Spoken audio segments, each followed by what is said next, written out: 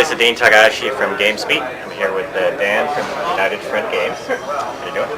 Good. We're here to talk about Sleeping Dogs, which is an interesting Hong Kong-based game here. So tell us about it. So Sleeping Dogs, it's an open world game set in Hong Kong, and you're an undercover cop, been tasked with trying to take down the triads.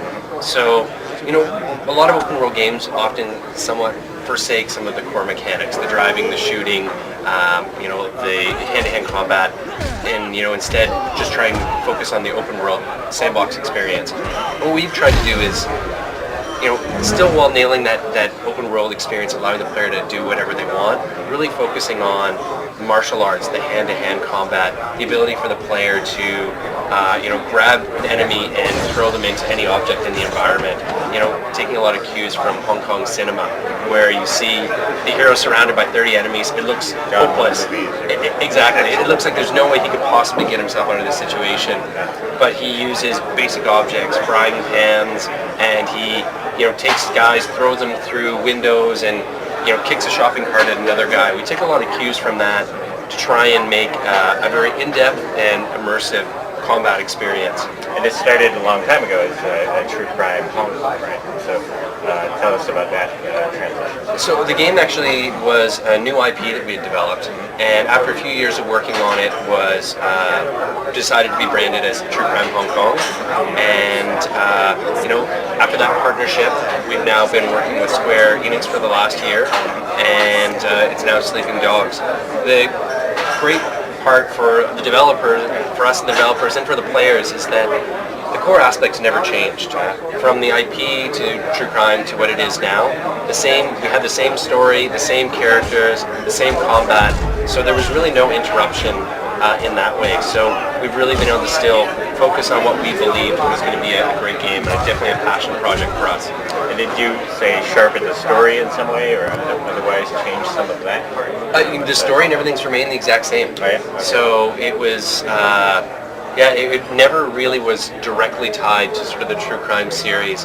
It was more, a name they sort of branded it afterwards. But now, who's going to like this? Like a Grand Theft Auto fan? Or is this the perfect kind of thing? Does that make sense? I think we're going to appeal to a lot of different fans. So I think fans who enjoy high-paced action films, with great cinematography. So anyone who loves Hong Kong cinema, but also a lot of the amazing action films we see here with the beautiful sort of cinematic shots. I think anyone who enjoys an in-depth martial arts kind of combat system. We've seen great things in the Batman series as well, and we have that sort of same level of gameplay, fluid, intuitive combat. We've got the shooting missions, we've got the driving and shooting as well, and then all that's in the open world setting. So we hope to not just sort of be one genre, but I think that's what people will see when they play the game, is that they'll actually feel like it's multiple different genres brought into one. We have the whole RPG element in terms of being able to upgrade your player and use experience points. And you've got a launch date. We have a launch date, yes. It's August 14th, and we're coming out on the 360, the PlayStation 3, and Windows PC. It's early in the year. That's sort of away from some of the major releases that usually come in the fall, I guess. Is there any particular thing August?